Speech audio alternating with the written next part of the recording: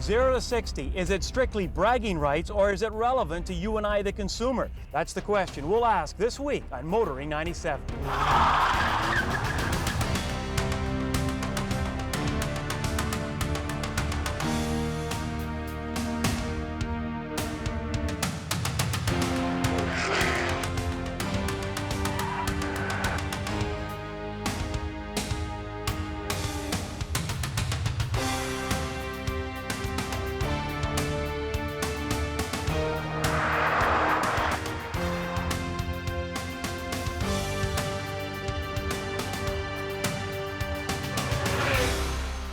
TSN's Motoring 97 is brought to you by Quaker State. The big Q stands for quality. Always has, always will. And Midas, the way it should be. This week we're in Shannonville, Ontario for the Automotive Journalists Association of Canada's Car of the Year competition. Journalists from all over the country have converged on this site to judge the class of 97. And if you're like me and love cars, believe me, you feel like a kid in a candy store. Every 97 model is here with a set of keys. Now, as I mentioned, they'll be doing acceleration tests, 0 to 60, 0 to 100. Every car magazine and this program will give you those times, but should they have any effect on your decision when purchasing a vehicle? Well, we figured the best place to find an answer to that question is right here.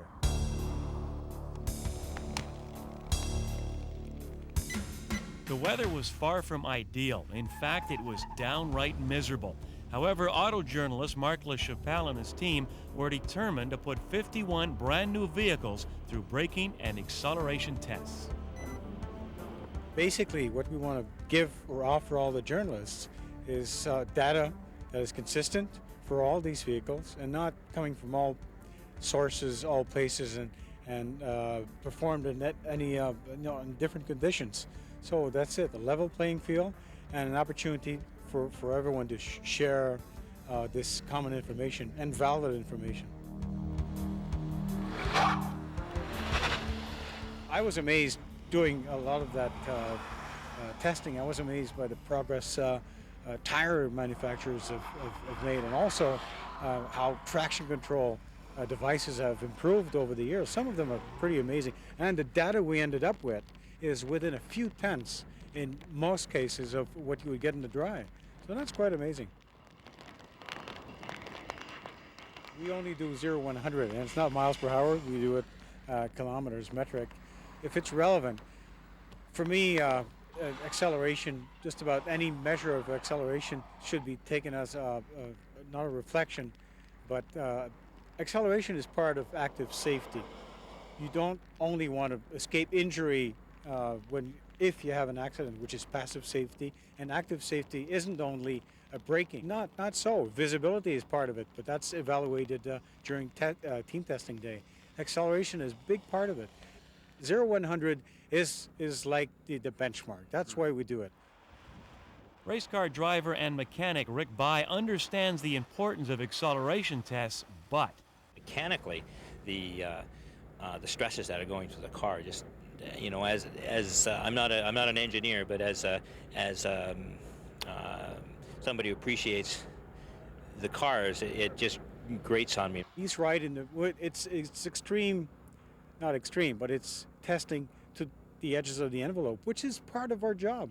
It is just hard on the equipment, and I don't think it's really relevant, to the average consumer. We all like to look at that stat and say, wow, this thing's a rocket ship, but I would like to see the tests done in a fashion where, as some of the U.S. magazines seem to do it, with the car rolling at clutch out and at idle, stand on the gas and take a time from there to 100 kilometers. And if AJAC takes it upon themselves to do that in every test, then it's relevant. The problem with acceleration testing is that sometimes it doesn't become an evaluation test. It becomes a contest between different journalists. Like, I can accelerate faster than him, or no, I know I can beat the numbers that the manufacturer put out. So you have to be very careful with that.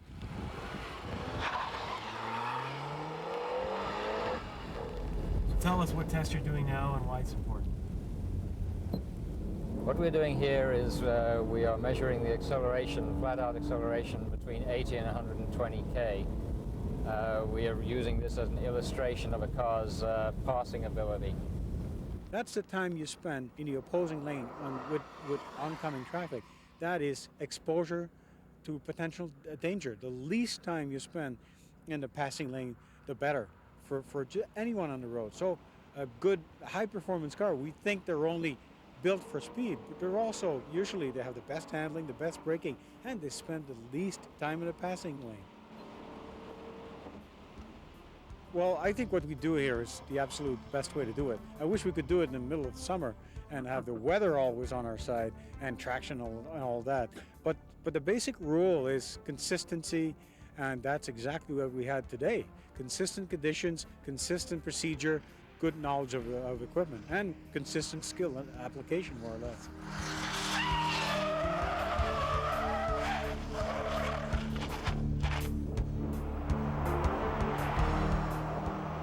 Next on test drive, the QX4.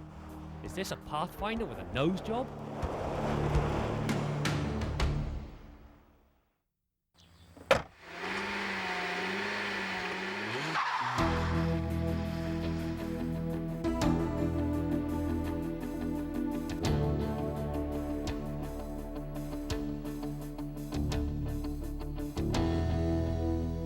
Authentic, rugged luxury. That's how Nissan are billing their latest vehicle. This is the all-new Infiniti QX4, a vehicle that's designed to give you all the attributes of a sport utility vehicle without sacrificing the creature comforts of a luxury car. As is to be expected, the QX4 draws heavily from Nissan's Pathfinder. It shares the platform, the 3.3-litre V6 engine and the 4-speed automatic transmission. It also shares the front strut suspension and solid live axle rear suspension, but with a twist. By softening the springs and stiffening the sway bars, Infiniti's engineers have improved the ride quality and reduced the amount of body roll during enthusiastic cornering. Obviously, a degree of common sense has to be applied to the speed at which you negotiate twisty tarmac, but the limit lies a lot further out than most may think. The item that separates the QX4 from the Pathfinder is its state-of-the-art all-wheel drive system. The heart and soul of the system is an electronically controlled hydraulic clutch pack that transfers the torque to the front wheels as and when the need arises. When the system detects unwanted wheel spin, the clutch pack slowly increases the amount of torque going forward.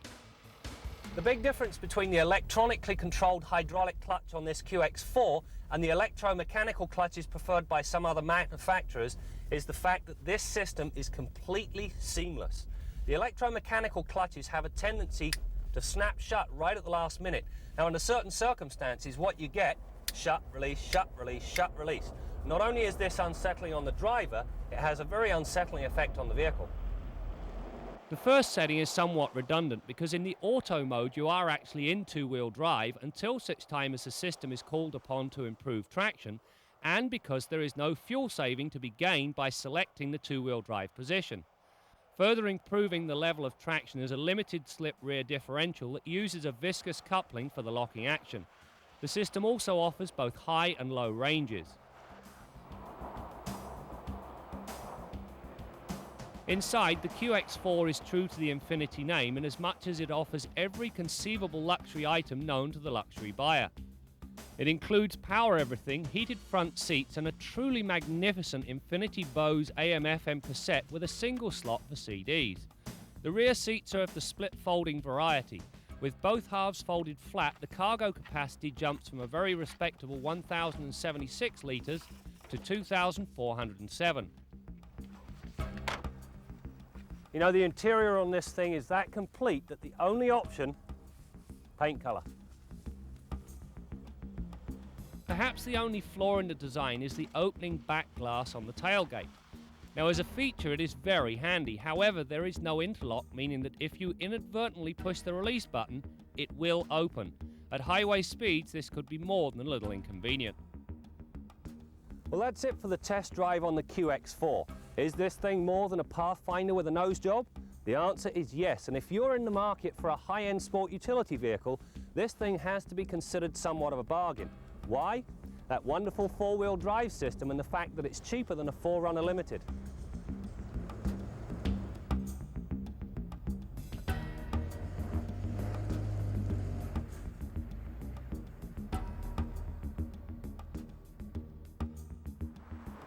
It's time to update our long-term Mazda 626.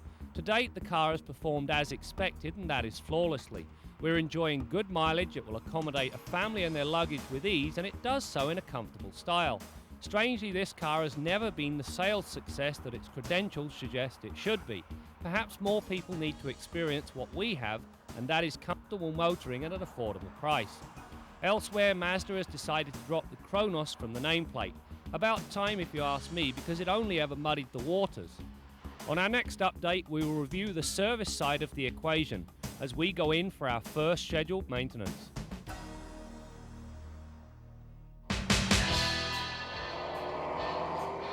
These cars are a 5/8 scale replica of 30s and 40s coupes and sedans, and it's a popular series throughout North America. Actually, it's the fastest growing form of motorsports in North America right now. What we have here is a car that's affordable. They're very fast, exciting cars to race. They're for everybody. For people who don't want to have a great big car hauler, can afford to race every week, not have to work in the car a whole lot. They're very, very easy to maintain. You can keep them in your garage on the side of your house. You can put it in the back of your pickup truck if you wish to do so. And the series is so tight because it's a spec car class. It's really hard to get an edge to outdollar somebody, so it's a great thing as far as that goes. You have to go on driving skill and chassis setup. Well, this is my second year racing a Legend car, and like last weekend, for instance, we had $17 in the gate, $8 for gas, and away we go. We're up to 18 cars now. I expect 1997 season will start with a minimum of 24, so the potential's unlimited. I mean, my goal is to get this thing as big as possible, where we have enough cars to have more than one feature per night, and I expect to make this thing bigger and better.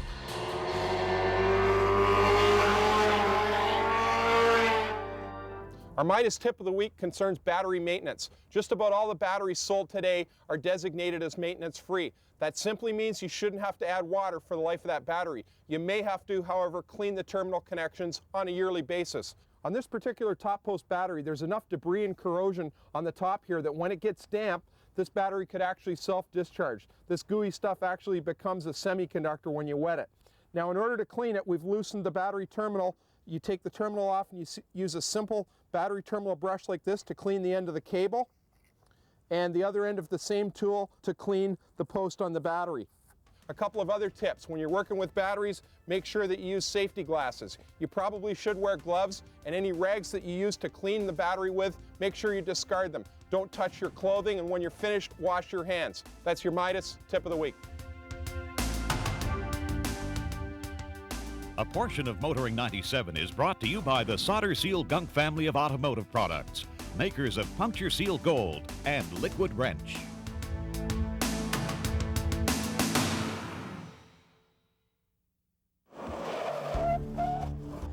The Car of the Year testing is continuing here in Shannonville, Ontario. Here's some trivia for you. This event is the only event in the world where they actually get all the car manufacturers together for one event. And this event, of course, is a competition for Car of the Year. The question we wanted to ask some of the manufacturers, though, is it a fair competition?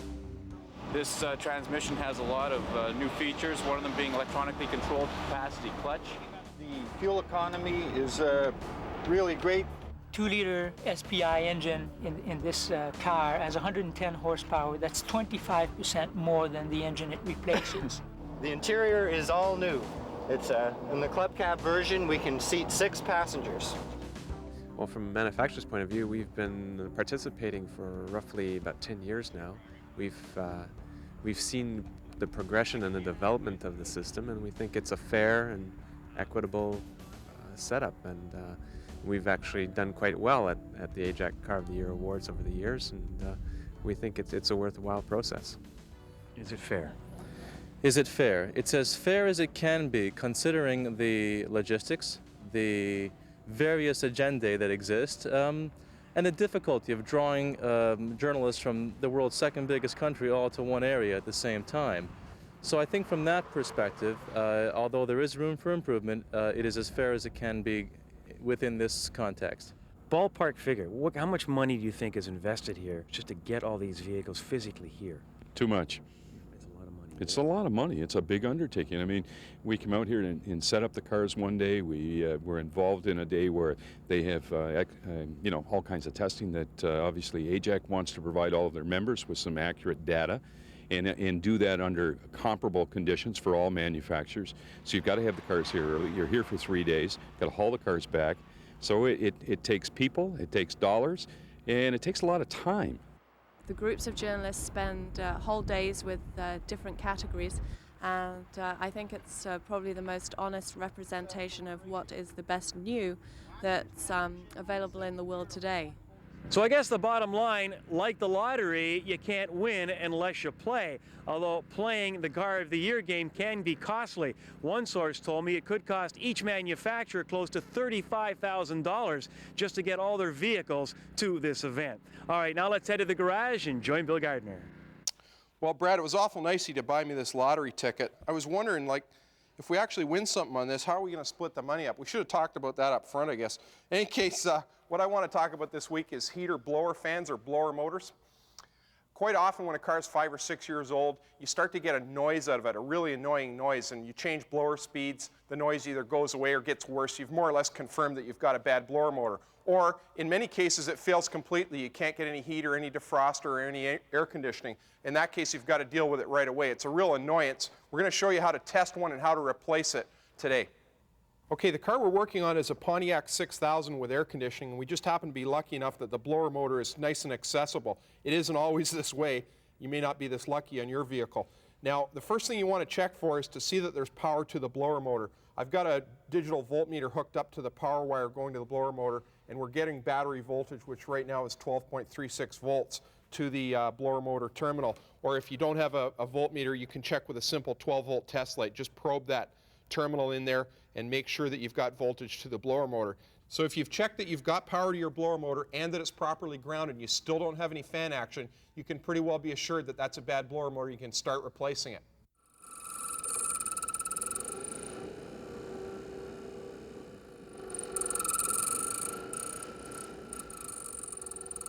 Now this particular blower motor is awful noisy, and that's a heck of an annoying sound. Now what I've done on the 6000 here is I've already removed 4 of the 5 screws that hold the blower motor in. And we're lucky enough that this particular car, it's nice and accessible. Now, when we slide the blower motor out of the heater case, I'm going to reach underneath and reconnect it so you can actually see it run. And there's what it's doing on maximum blower speed. It moves an awful lot of air. You can hear quite a bit of noise, and now the blower motor is fairly quiet. That's a normal kind of a sound, but with it installed in the car, we had an awful rumbling sound. This one's got more than likely a bad bushing in that motor. Here's our brand new fan motor right here, and before we install it in the car, we've got to switch over the fan assembly from the old one. Just spray a little bit of penetrating fluid on it, and I call this thing the squirrel cage, this assembly right here. And when we take off the nut that secures it to the motor shaft, what we can do is just grasp it around the perimeter, use all your fingers, and just tug up slightly, and you can wiggle it a little bit to help it come off, and it'll slide off the motor shaft. Now set it aside, and there's a little drive plate right there that's got to be installed on our new motor. And then take the fan assembly, find the flat spots on the motor shaft, and push it down, reinstall the nut and tighten it. Now, it's also recommended that you put a bead of sealer around the perimeter of the motor where it meets the casing, the heater casing. You can use silicone sealant, putty, or any kind of caulking. Just make sure that it doesn't interfere with the operation of the fan. Now the fan is balanced. You can see some clips on it here to balance the fan assembly, but when you install it on your new motor, you should take the motor over to a battery and ground the shell of the motor against the negative terminal, hold the motor down here at the base, and hook up 12 volts to this stud and feel the motor, see how smoothly it runs. If it vibrates noticeably in your hands, you can stop, take the nut off, and turn this fan 180 degrees on the motor shaft, and quite often you'll find that it runs much more smoothly. And that's the position you should install it in, the position where you get the least vibration out of that assembly. Now we're ready to put it back in the car. Okay, we've got the new fan motor installed in the car now. It's nice and smooth and quiet on all speeds. Right now it's on high and you can hear the blower going pretty good. In any case, if you've had a problem with a noise situation with this blower motor, this is why most of them are changed. There is no maintenance on these. There's no lubrication points. If you've got the noise, you're going to have to change it. Now, if it fails completely, of course, that's an unsafe condition because you can't get defrost, you can't clear the windows. Now, in this particular car, it's an easy one to get in and out, so the labor cost is fairly minimal, and it's only about a $60 part. But these costs will vary depending on the make and model of vehicle you're talking about. There are some vehicles where you're talking a couple hours labor just to get this out. Of course, your labor would be much greater. And there's some vehicles where the parts cost is double what this one is. But in any case, if you've got a problem with this blower motor, it's something you'll have to deal with fairly soon. Till next week, I'm Bill Gardner for Motoring 97. A few personal reflections on sport utility vehicles. That's coming up next on Kenzie's Corner. How corny can we get?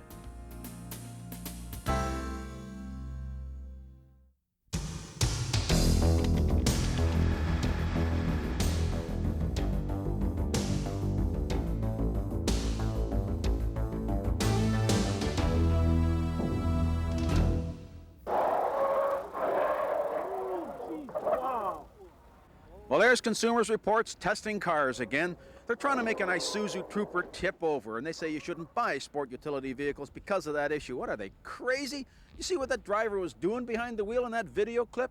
I mean, when's the last time you tried to do a 180-degree turn at 100 kilometers an hour on a dry pavement? And you got a 4,000-pound truck with a center of gravity at eye level? You expect it to handle like a Formula One car? Come on, get real.